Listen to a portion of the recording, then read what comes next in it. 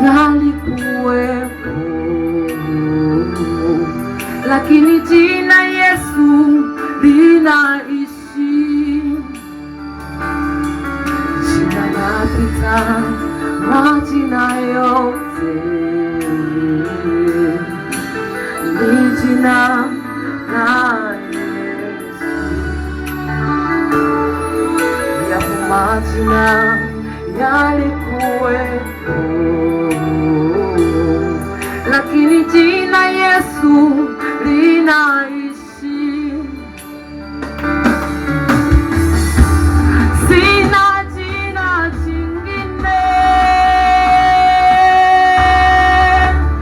ila jina lako Yesu.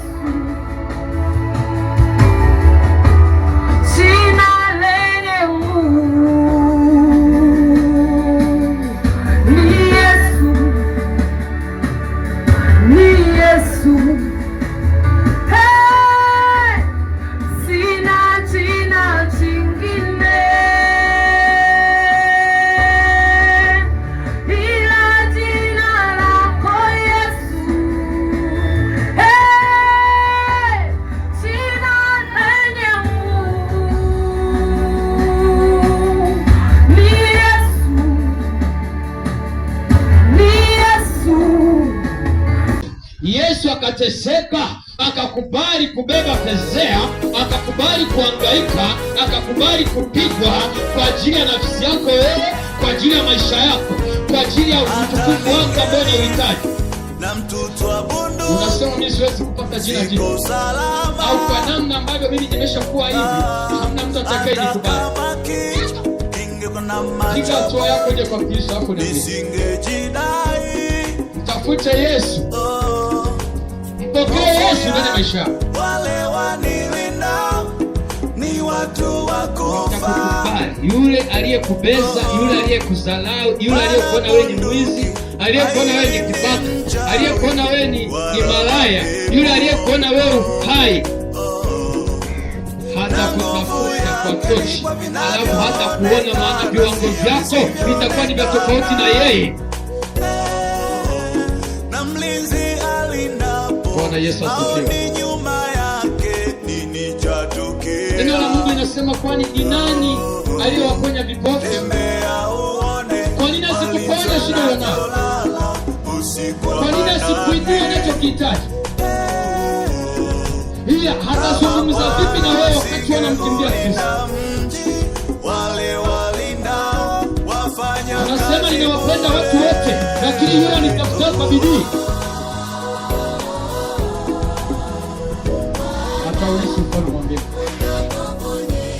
Bwana Yesu asifiwe. Bwana Yesu asifiwe. Ninahitaji nikwambie jioni ya leo kitu ambacho ulikuwa ukielewi wala kitu ambacho ulikuwa ukitarajii. Biashara unayoifanya ni kazi bure kama huna Kristo. Ufamilia ulionayo ni bure kama huna Kristo. Mawazo ulionayo ni bure kama huna Kristo. Mke unayemiliki ni bure kama huna Kristo. Mungu ulienaye ndani ya nyumba ni bure kama huna Kristo, hauna ulinzi. Inasema mpokee Yesu, uone atakavyokutengenezea ndoa ya amani, uone atakavyokutengenezea maisha, utakavyo na wimbo za watu, uone namna utakavyokuwa. Haleluya, haleluya. Bwana Yesu asifiwe. Namna ya kubadilisha matendo yako, namna ya kutembea. Anasema nyenyekeeni mbele zangu, mkisujudu, mkiabudu mbele zangu, nami nitawahifadhi na nitaonyesha njia inayowapasa. Anasema kwamba neno lake ndiyo taa ya miguu yetu. Bwana Yesu asifiwe. Ninahitaji nikwambie kitu kimoja. Watu wengi wamekuja sasa hivi, wamekuja kwa njia tofauti. Mwingine anakuambia ninao udongo wa Israeli, mwingine anakuambia ninayo maji ya uzima, mwingine anakuambia ninayo mafuta ya upako. Lakini neno la Kristo linasema neno lake ndiyo taa ya miguu yangu. Unahitaji jicho la kuona. Unahitaji maisha yenye amani. Bebe Kristo atuonyeshe maisha.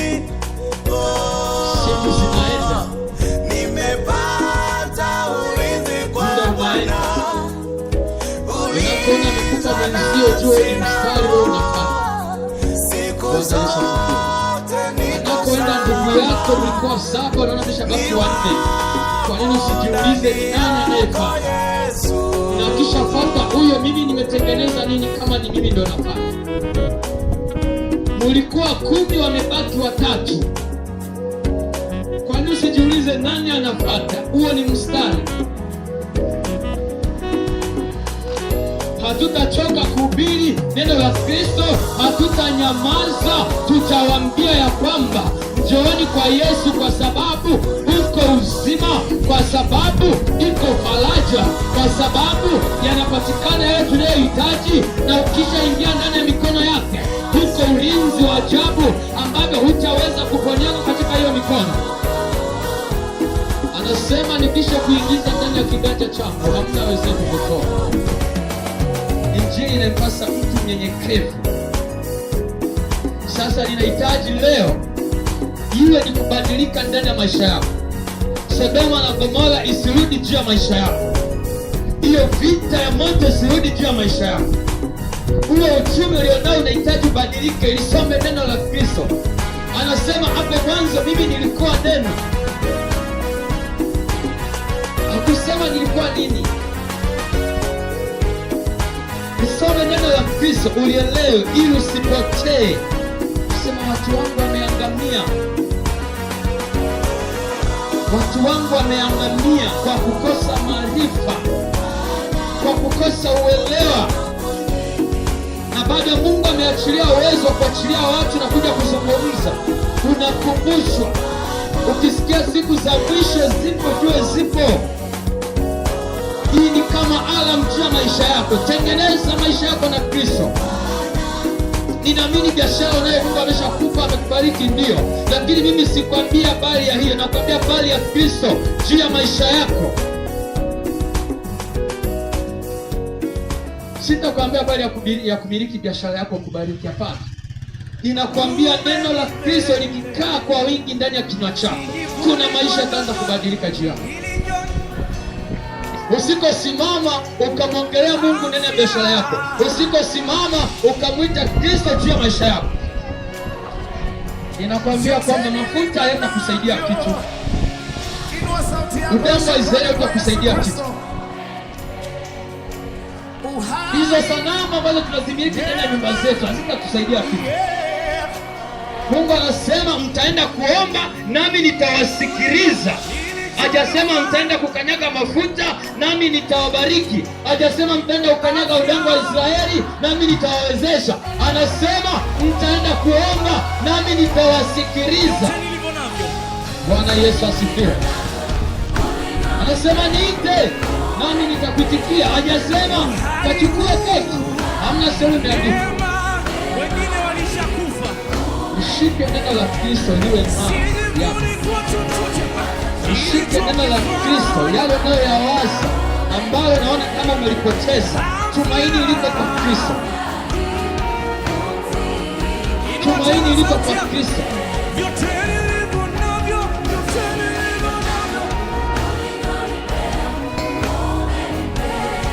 Tunajiona tuna nguvu, lakini ukihitaji kuelewa thamani ya mtu anayeishi au thamani ya kujiona una nguvu na tembea, kama hospitali matumishi wa Mungu.